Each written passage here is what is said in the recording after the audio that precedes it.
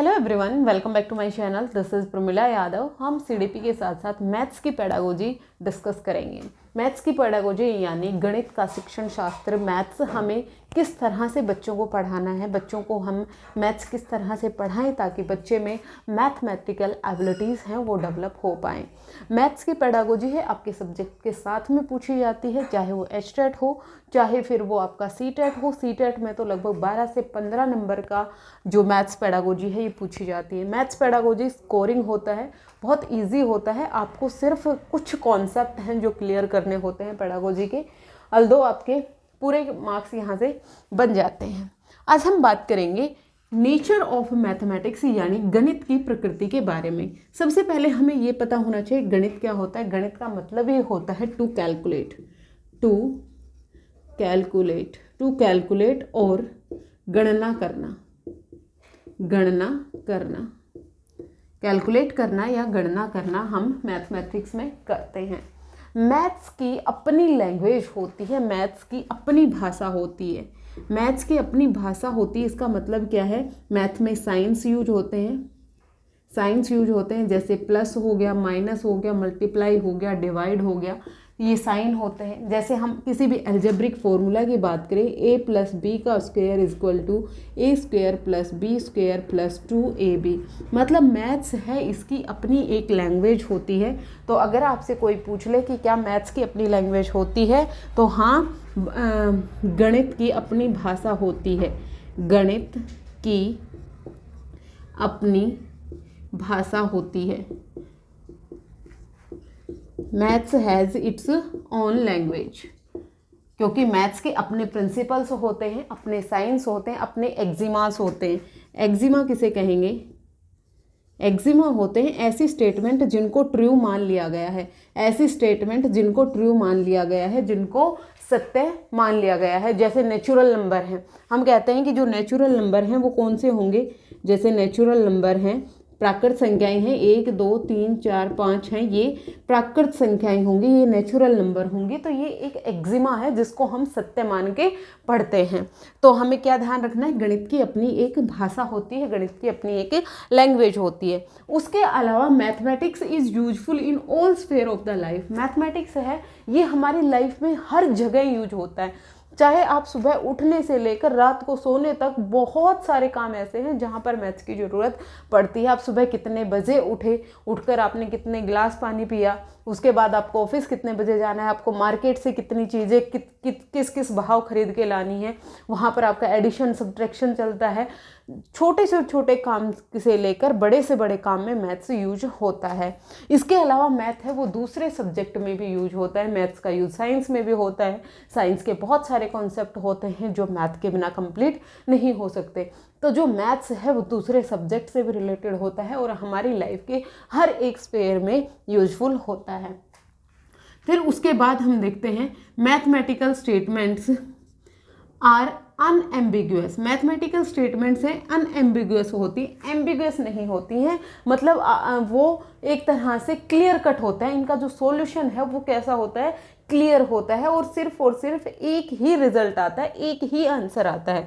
चाहे कोई भी मैथमेटिकल प्रॉब्लम हो, उसको जब आप सोल्व करेंगे तो उसका रिजल्ट है वो 2 ही आएगा। जैसे मैं कहूँ 3 × 2 है, ये कितना आएगा? 6 ही आएगा। चाहे आप इसको कितनी बार गुना कर लें, चाहे इसको सोल्व करने के तरीके आपके अलग हो सकते हैं, इसके जो मेथड्स हैं, जो विधियां हैं वो अलग हो सकती हैं, लेकिन जो रिजल्ट है वो क्या होगा? आपका कांस्टेंट होता है। रिजल्ट क्या होता है? कांस्टेंट होता है, स्थायी होता है। कैसा होता है? स्थायी होता है, चेंज नहीं होता है। चाहे किसी भी मेथड का यूज करें, 3 × 2 है वो 6 ही आएगा। चाहे आप 2 × 3 करें तो भी 6 ही आएगा। चाहे आप 3 के पेयर को 2 बार ऐड करें, 1 3 3 × 2 का मतलब क्या है? 3 को हमने 2 बार जोड़ा है, 1 2 3, तो भी कितना ही आएगा? 6 ही आएगा। चाहे आप मेथड कोई भी यूज करें, लेकिन जो रिजल्ट है वो सेम आएगा। तो जो मैथमेटिक्स की नेचर है वो कैसी होती है? अनएम्बिगुअस होती है, क्लियर कट रिजल्ट होता है इनका। इनका सिर्फ और सिर्फ एक रिजल्ट होता है। ऐसा नहीं है कि एक ही जो प्रॉब्लम है उसके बहुत सारे सॉल्यूशन हो, सॉल्यूशन इसका हमेशा एक ही रहेगा, कांस्टेंट रहेगा। ये आपको याद रखना है। ये क्वेश्चन आपसे किस तरह से पूछे जाते हैं, यहाँ से आपको कोई भी एक एग्जाम्पल उठा के दे देंगे, आपको यही एग्जाम्पल उठा के दे देंगे कि एक बच्चे ने इस तरह से सोल्व किया, इस तरह से सोल्व किया, तो इसका मतलब क्या है? इसका मतलब ये है कि मैथमेटिकल स्टेटमेंट है वो अनएम्बिगुअस होती हैं, चाहे उनको आप किसी भी तरीके से सोल्व करें, उनका रिजल्ट है वो सेम ही आएगा। तो आपको ये स्टेटमेंट टिक करनी होगी। नेक्स्ट है आपका proceed from concrete to abstract, यानी कॉन्क्रीट को कहते हैं हम मूर्त, मूर्त से अमूर्त की तरफ, मूर्त से अमूर्त की तरफ। यानी जब हम बच्चों को मैथ्स सिखाते हैं तो हम बच्चों को कॉन्क्रीट ऑब्जेक्ट से सिखाते हैं, जो चीज़ें बच्चे के सामने प्रेजेंट हैं हम उससे सिखाएंगे। जैसे एग्जाम्पल के लिए हम समझे, हम बच्चे को राउंडनेस सिखाना चाहते हैं, हम बच्चे को गोलाई के बारे में सिखाना चाहते हैं, तो हम बच्चे को जब गोलाई के बारे में सिखाएंगे तो हम उसे एक ऑरेंज दिखाएंगे कि ये गोल है, हम उसको एक बॉल दिखाएंगे कि ये गोल है, एक टमाटो दिखाएंगे कि ये गोल है। हम बच्चे को जब गोलाई का कॉन्सेप्ट सिखा रहे हैं तो पहले बच्चे के सामने हम ऑब्जेक्ट्स को रख रहे हैं, जो मूर्त चीजें हैं वो बच्चे के सामने रख रहे हैं। जब हम बार बार ऐसा करेंगे तो बच्चे के माइंड में एक कॉन्सेप्ट बन जाता है राउंडनेस को लेकर, और जब उसके माइंड में कॉन्सेप्ट बन जाता है फिर उसके बाद उसे कॉन्क्रीट ऑब्जेक्ट्स की ज़रूरत नहीं पड़ती। फिर उसे आप राउंडनेस के बारे में बताएंगे तो वो आपको ऐसे ड्रॉ करके दिखा देगा कि इस तरह का जो फिगर है वो राउंड होता है, वो गोल होता है। तो यहाँ पर आपने बच्चे के सामने कॉन्क्रीट ऑब्जेक्ट रखे, मतलब फिजिकल ऑब्जेक्ट रखे, फिजिकल ऑब्जेक्ट से बच्चे ने अपने माइंड में कॉन्सेप्ट बनाया, और वो जो कॉन्सेप्ट बना वो कैसा कॉन्सेप्ट बना? एब्स्ट्रैक्ट कॉन्सेप्ट बना, वो अमूर्त कॉन्सेप्ट बना। फिर अमूर्त कॉन्सेप्ट बनने के बाद बच्चे को कॉन्क्रीट ऑब्जेक्ट्स की अब जरूरत नहीं है। तो जो मैथमेटिक्स है वो पढ़ाया जाएगा, वो कैसे पढ़ाया जाएगा? कॉन्क्रीट टू एब्स्ट्रैक्ट पढ़ाया जाएगा, मूर्त से अमूर्त पढ़ाया जाएगा। नेक्स्ट है हमारा proceed from particular to general. Particular का मतलब क्या होता है? कोई भी स्पेसिफिक, यानी कोई भी विशिष्ट, कोई भी विशिष्ट से सामान्य की ओर, विशिष्ट से सामान्य की ओर मैथमेटिक्स पढ़ाया जाता है। इसका मतलब क्या है? जैसे हम बच्चे को सिखा रहे हैं कि कोई भी 4 साइडेड एक क्लोज्ड फिगर है, ये मैंने बना, इसको हम कह देते हैं स्क्वायर यानी वर्ग। फिर उसके बाद मैंने एक बनाया रेक्टेंगल यानी आयत, ये हो गया आयत। फिर मैंने एक ट्रेपेजियम बनाया, एक ट्रेपेजियम बनाया इस तरह का, इसको हम समलंब कहते हैं। एक मैंने रोम्बस बनाया। इस तरह की मैंने 4 फिगर बच्चों को बना के दी। ये अपने आप में स्पेसिफिक हैं, इनकी अपनी अपनी कैरेक्टरिस्टिक होती हैं। अब बच्चे क्या करेंगे? इन सब में सिमिलरिटी क्या है? इन सब में सिमिलरिटी के बेस पे एक जनरल रूल बना लेंगे। इन सब में सिमिलरिटी क्या है कि इन सब में 4 साइड्स हैं। इन सब में क्या है? इन सब में 4 साइड्स हैं। इसके अलावा 4 एंगल हैं, मतलब इनमें 4 तो साइड हैं, 4 कोण हैं। इसके अलावा इसके जो चारों कोण हैं सॉरी, जो 4 कोण हैं इसका जो टोटल होगा वो 360 डिग्री होगा। इन्होंने ये सिमिलरिटी यहाँ से निकाली। फिर ये जो सिमिलरिटी है, इन चारों में ये सिमिलर चीज़ें हैं, इसीलिए हम इसको क्या कह देंगे? क्वाड्रिलेटरल कह देंगे। हम इसको क्या कह देंगे? चतुर्भुज कह देंगे। इसको हम क्या कह देंगे? चतुर्भुज कह देंगे, क्वाड्रिलेटरल कह देंगे। तो वो हमने क्या किया? एग्जाम्पल से रूल की तरफ गया। पर्टिकुलर से जनरल को आप एग्जाम्पल टू रूल भी कह सकते हैं। क्या कहेंगे? Example to rule. बच्चे को पहले आप एग्जाम्पल दें, बहुत सारे एग्जाम्पल देंगे तो बच्चा रूल अपने आप ही बना लेगा। बच्चा पर्टिकुलर से जनरल की तरफ सीखेगा, विशिष्ट से सामान्य की तरफ सीखेगा। हमेशा याद रखना, एग्जाम्पल्स हैं वो हमेशा विशिष्ट होते हैं, और जो रूल हैं वो हमेशा सामान्य होते हैं। रूल हैं वो हर एक इन चारों पर ही एप्लीकेबल होंगे। ये सामान्य है, इन चारों में ये चीज़ सामान्य है, लेकिन इनकी अलग अलग विशेषताएं भी होती हैं। फिर हम बात करते हैं कॉन्सेप्ट आर इंटर रिलेटेड। जो कॉन्सेप्ट हैं वो सभी कॉन्सेप्ट एक दूसरे से जुड़े हुए होते हैं। कॉन्सेप्ट एक दूसरे से जुड़े हुए कैसे होते हैं? जैसे हम बात करते हैं एक स्क्वायर की, एक वर्ग की, तो वर्ग के साथ साथ बहुत सारे कॉन्सेप्ट हैं इसके साथ जुड़े हुए हैं। जैसे जो स्क्वायर है इसकी लेंथ भी होगी और इसकी ब्रेथ भी होगी। कोई भी मैथ का एक कॉन्सेप्ट है वो बहुत सारे कॉन्सेप्ट को जन्म देता है। यहाँ पर मैं बात करती हूँ इसकी लेंथ भी होगी और यहाँ पर ब्रेथ भी होगी। तो अगर मैं एरिया निकालूँ तो एरिया किस पर डिपेंडेंट होगा, लेंथ और ब्रेथ दोनों पर डिपेंडेंट होगा। इसका मतलब एक कॉन्सेप्ट यानी एरिया है वो दूसरे कॉन्सेप्ट पर डिपेंडेंट हुआ यानी लेंथ और ब्रेथ पर डिपेंडेंट हुआ। तो इसी तरह से अगर मैं सर्कल की बात करूँ तो सर्कल जब हम देखेंगे तो यहाँ पर उसकी रेडियस के बारे में भी बात होगी, उसके रेडियस के बारे में बात होगी, उसकी सरकमफ्रेंस के बारे में भी बात होगी। अगर मैं इसकी वॉल्यूम की बात करूं कि इसकी जो वॉल्यूम है ये किस पर डिपेंडेंट होगी, वॉल्यूम है वो डिपेंडेंट होगी रेडियस पर। रेडियस कम होगी तो उसकी वॉल्यूम कम होगी, रेडियस ज़्यादा होगी तो उसकी वॉल्यूम ज़्यादा हो जाएगी। तो मैथमेटिक्स में एक कॉन्सेप्ट है वो दूसरे कॉन्सेप्ट पर डिपेंडेंट होता है और एक कॉन्सेप्ट है वो बहुत सारे कॉन्सेप्ट को जन्म देता है। फिर उसके बाद है concept in the hierarchical structured. जो कॉन्सेप्ट होते हैं वो एक हायरार्की में होते हैं, मतलब पहले आप सिंपलेस्ट चीज़ सिखाएंगे फिर उसके बाद आप बच्चों को कॉम्प्लेक्स चीज़ें सिखाएंगे। हायरार्की का मतलब क्या है, आपको सीढ़ियाँ चढ़नी है छोटी से लेकर बड़ी तक। सबसे पहले आप बच्चे को जोड़ घटा गुना भाग मतलब जो आपकी बेसिक एबिलिटी है मैथमेटिक्स की वो सिखाएंगे।